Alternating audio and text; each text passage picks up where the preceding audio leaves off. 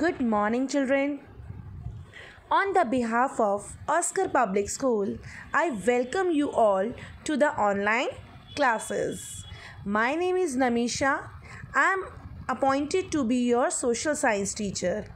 I hope you all are fit and fine at your homes. I am really so excited to meet you all on online classes. So student, due to corona pandemic, we are just going to learn so many new and exciting things together. I welcome you all again and let us start the today's class. So बच्चे, in our previous classes we have already read about the introduction of past. This is your history first chapter. So in the last class we have already studied about the what is history. So we have already know about the what is history. Beta, history help us to understand the change and how the society we live in come to be new. So in specifically we have just studied in this about the society, about the events, people, issues, problems of the past and our endeavor of understand them. So beta, why do we study history? हम history पढ़ते क्यों हैं?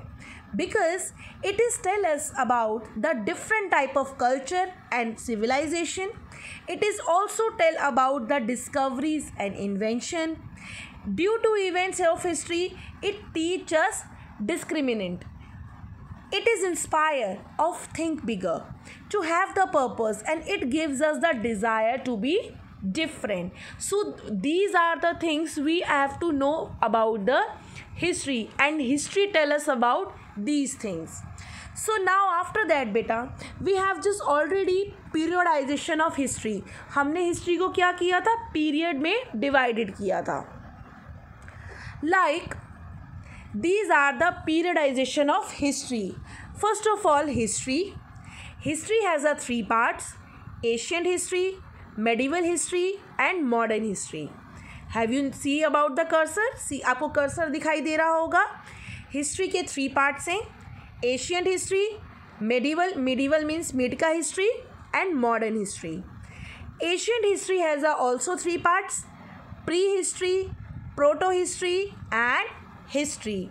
So prehistory also divided into three ages: Stone Age, Bronze Age and Iron Age. So let us start about the history, prehistory, proto-history and history. The first is prehistory.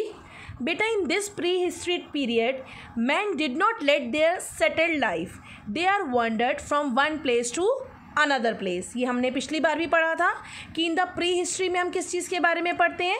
For in this time बेटा early human are not had a settled life. उसकी settled life नहीं थी. They are wanderers, means they are moving from one place to another place. There is no records of this time, यानी कि हमें pre history के कोई भी written records नहीं मिलते. जितने भी हमारे पास रिकॉर्ड्स हैं, जितने भी एविडेंस है, they are not come from the archaeologist. Archaeologist कौन होते हैं बेटा? The archaeologist dig up into the ground to find more about them. यानी कि खुदाई के ज़रिए अर्थ को डिग करने के बाद, यानी कि अर्थ सरफेस को डिग करने के बाद, खोदने के बाद जो भी हमारे से चीज़ें निकलती हैं, उससे हमने पता लगाया कि प्री हिस्ट्री में लोग कैसे रहते होंगे. लाइक हमें बहुत सारे वेपन्स मिले, बोन्स मिली, टूल्स मिले, कॉइन्स मिले, ज्वेलरी मिली, सो ऑन. सो इसी प्री हिस्ट्री को हम थ्री एजेस में डिवाइड करते हैं. Stone age. तो बेटा इन दिस एज ज़्यादातर स्टोन्स का यूज़ होता था. ठीक है, for making tools, for making weapons, इन सब चीज़ों के लिए किसका यूज़ होता था? स्टोन का. When we have come to the bronze age, तो टूल्स और मशीनरी के लिए ब्रॉन्ज का यूज़ होना लगा. And then we have to come in the iron age. So in this iron age iron का यूटिलाइजेशन शुरू हुआ. So this prehistory has divided into three different ages: Stone Age, Bronze Age and Iron Age. Then after had proto-history. Beta, in this proto-history, there it started would be the some records were available in India. कुछ records, कुछ written records हमें मिले. And then we know the people started cereals, यानी कि अब उन्होंने अनाज खाना, वीट, बर्ले, ये सब चीज़ें उन्होंने स्टार्ट करी. Because archaeological sources have given valuable information about this. Indus valley civilisation, जिसे हम लोग सिंधु घाटी की सभ्यता या हड़प्पा सभ्यता भी बोलते हैं, Harappan civilisation, this is the example of this period. Now we are just talking about the history. So बेटा history started after the invention of writing. history की शुरुआत कहाँ से होती है? जब writing का invention हो गया. Then after that we would have a written records for this period. हमें यहाँ पर written records भी मिले, like pillars पे लिखा हुआ, rocks पे लिखा हुआ, copper plate, clay tablet, palm leaves, etc. etc. It is the most valuable source of information, यानी कि हमें ज़्यादातर जितनी भी इंफॉर्मेशन मिली है वो इन्हीं सोर्सेज के थ्रू मिली है.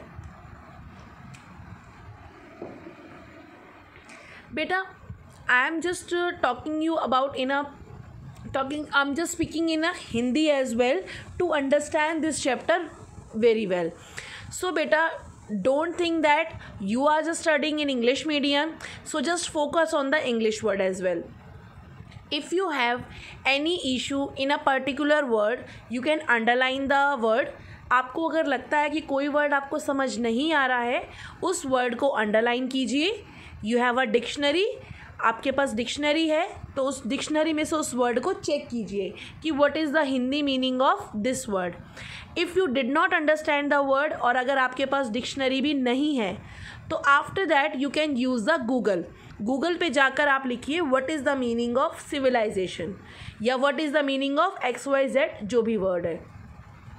तो Google will help you to understand the word better. Got it? So we also know about the time frame of history.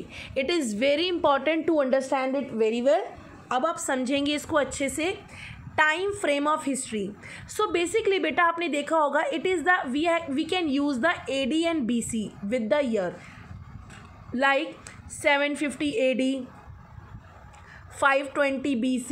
हमने देखा है, सुना, आपने देखा भी होगा in a previous classes also, in the history also, कि हर एक नंबर ऑफ द ईयर के बाद एक AD या फिर BC लिखा होता है. AD stands for anno domini. AD stands for, repeat after me, anno domini. And BC stands for before the birth of Christ. ठीक है, यानी कि एनो डोमिनी, AD का मतलब एनो डोमिनी और BC का मतलब before the birth of Christ, यानी कि जीसस क्राइस्ट से जन्म के पहले की बातें. ठीक है, यानी कि BC मतलब जीसस क्राइस्ट के, ठीक है, उनसे पहले की बातें. These comes under the Gregorian calendar. ठीक है, ग्रीकोरियन कैलेंडर के अकॉर्डिंग हम ये चीज़ देखते हैं, AD and BC. AD stands for yes anno domini and BC stands for before the birth of Christ, यानी कि जीसस क्राइस्ट के बर्थ होने के पहले की बात है. Today if someone ask you are date and you are mention the month, date and year 2019, यानी कि अभी तो क्या चल रहा है, 2021 चल रहा है. तो अगर आपसे कोई पूछे तो आप क्या बताएंगे? टुडेज, आज की डेट, मंथ अप्रैल चल रहा है, और 2021. Traditionally it is understand as 2, यानी कि जैसे कि 1019 years after Jesus Christ believe in have been born, यानी कि अब हम क्या बोलेंगे कि 2021.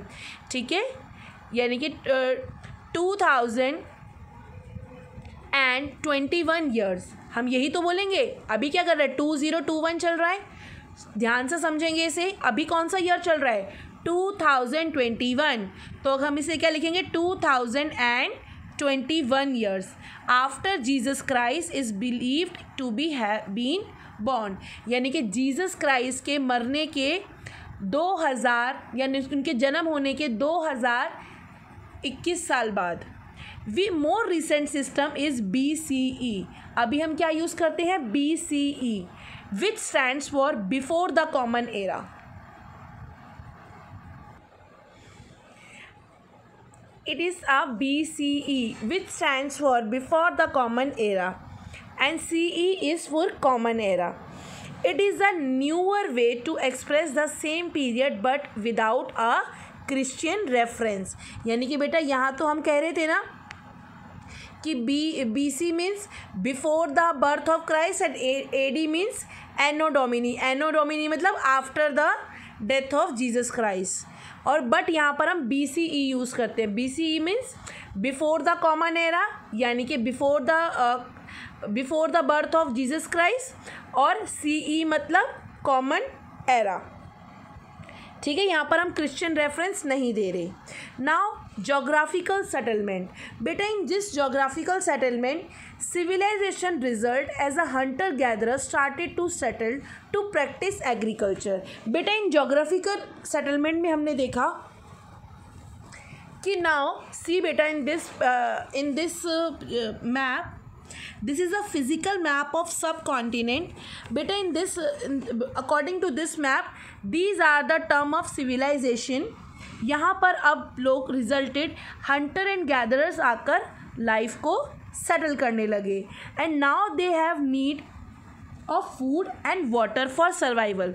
हर ह्यूमन बीइंग को वाटर एंड फूड चाहिए सर्वाइव के लिए। इसी चीज़ के लिए इन्हें क्या चाहिए? Fertile land. फर्टाइल लैंड हमें कहाँ मिलेगी? It's the geography near the bank was. Banks means किसी भी वाटर बॉडी का किनारा, नदी, नहर, किसी का भी किनारा हमेशा फर्टाइल होता है। फर्टाइल मीन्स फ्रूटफुल, उपजाऊ। Fertile means fruitful. So it has a both fertile and rich flora and fauna. The most early civilisation developed near the river valley. ये मैंने आपसे क्वेश्चन भी पूछा था टेस्ट में कि ज़्यादातर सिविलाइजेशन आपको कहाँ मिलेगी? जितने भी आपकी रिवर वैली हैं, रिवर के किनारे वाले हिस्से पे आपको हमेशा कोई ना कोई सिविलाइजेशन मिलेगी। सिविलाइजेशन मतलब कोई भी लोग जो कि वहाँ पर रिवर के पास रहना पसंद करते थे। In India people lived along the bank of river Narmada for several 100,000 years। Narmada river के पास हमेशा आपको जो है वो आपको सिविलाइजेशन मिलेगी। गॉट इट बच्चे? These are the Narmada river. सो नर्मदा रिवर जहाँ जहाँ भी फ्लो होती है वहाँ पर आपको ज़्यादातर 1000 ऑफ ईयर्स तक लोगों ने रहना पसंद किया। गॉट इट बच्चे? Now in this geographical other settlements were located near, यानी कि अदर सेटलमेंट्स जो कि रिवर वैली के पास है, that is Sulaiman and Kirthar hills in north west. North west means ये होगा नॉर्थ और west, sorry north west. This is the Sulaiman and, ये लिख रहा है आपको जहाँ मैं ब्लैंक कर रही हूँ। This is the Suleiman and Kirthar hills in the northwest. People practice agriculture and begin to grow crops like, see beta, begins to crop like barley and wheat around the 8,000 years ago. It's really amazing। आज से 8,000 साल पहले यहाँ पर agriculture start हो गया था। They also began rearing animals like goat, sheep and kettles. ठीक है, ये सारी चीज़ें यहाँ पर रेयर होना शुरू हो गई थी। Garo hills and where it is located, पता होना चाहिए आपको गारो हिल्स कहाँ पर है? नॉर्थ ईस्ट में। नॉर्थ आपने पढ़ा था ना, Garo, Khasi, Jaintia, these are the hills. So Garo hills, I am just pointing the cursor hair.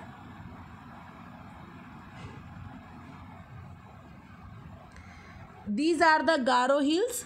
So Garo hills were agriculture developed, यहाँ पर एग्रीकल्चर डेवलप्ड हो चुका था। विंध्यास इन सेंट्रल इंडिया, यानी कि विंध्यास कहाँ पर है? अब देखिए सेंट्रल इंडिया में, ये रही, आई am just cursing here. Vindhyas in central India were rice was first grown, सबसे पहले राइस को यहीं पर ग्रो किया गया। ठीक है।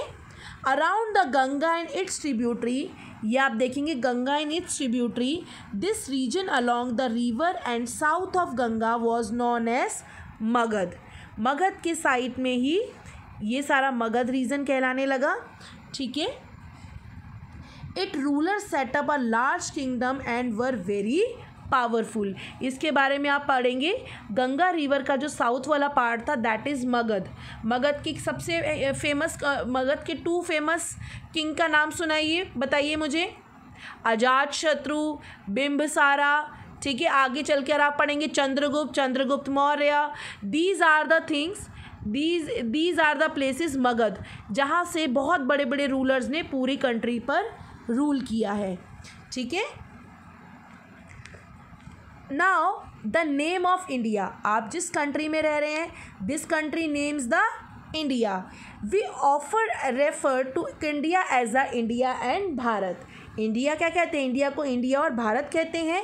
The word India is derived from Indus.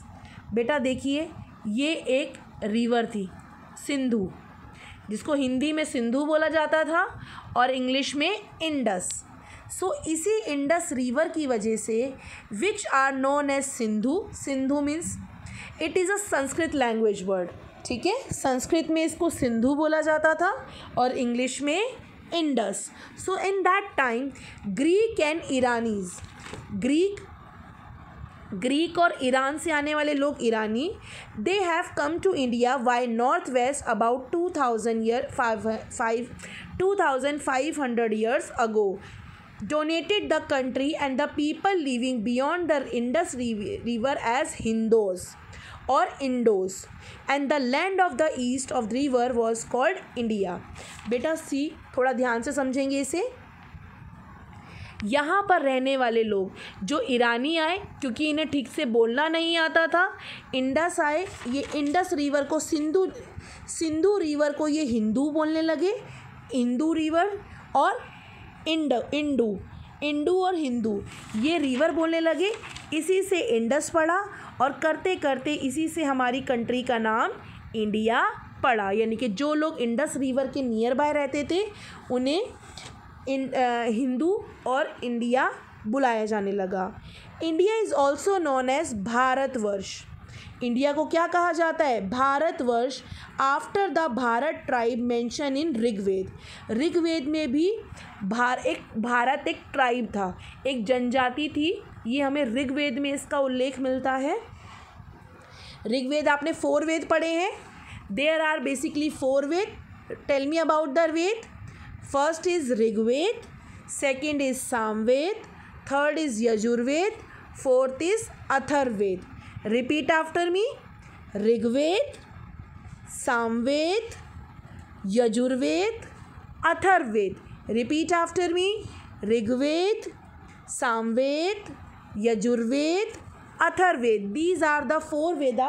और सबसे बड़ा, सबसे पुराना वेद हम कहते हैं ऋग्वेद। तो ऋग्वेद के अंदर हमें भारत ट्राइब के बारे में पता चलता है, इसीलिए इस कंट्री का नाम भारतवर्ष भी रखा गया। ठीक है। सो बेटा we can, I am just resting the class here only. आज आपकी क्लास को यहीं पर रोकना पड़ रहा है। So these are the assessment, यानी कि ये आपका वर्क है जो आप अपनी नोटबुक में करेंगे। नोटबुक मैंने आपको बताया, history and geography, history and civics का काम आप एक रजिस्टर में करेंगे। ठीक है। Questions you can write with the black pen, black gel हो चाहे ब्लू हो, not issue, and answers you can write with the blue pen. So बेटा these choose the correct answers. आपको चारों ऑप्शंस नोटबुक में लिखने हैं। ठीक है। आप क्वेश्चन लिखेंगे ब्लैक पेन से। ठीक है। ब्लैक पेन से ही ऑप्शन लिखेंगे और जो करेक्ट आंसर है उसके आगे टिक करेंगे। ठीक है। fill in the blanks you can also do in your notebook। तो आज का आपका होमवर्क है A part choose the correct answer and B part fill in the blanks। Both you can do in your notebook. बेटा complete your work on time. बाद में आपको कोई वर्क नहीं दिया जाएगा। So just keep this in your mind कि आपको आपका काम आज की ही डेट में फिनिश करना है। राइट टुडेज डेट, आज की डेट डालेंगे, ऊपर चैप्टर का नंबर लिखेंगे, चैप्टर नंबर 1 हिस्ट्री, चैप्टर का name and start the work. बिना डेट डाले कोई काम नहीं करेगा and just being that fluid use नहीं करेंगे। सुंदर राइटिंग में, अच्छी राइटिंग में नीट एंड क्लीन आप वर्क करेंगे। आई होप बेटा you just enjoying this class और आपने अच्छे से समझा हो। Thanks a lot students and it is most important to watch full video again. Thanks a lot students. Bye bye. Take care. Stay safe and stay blessed also.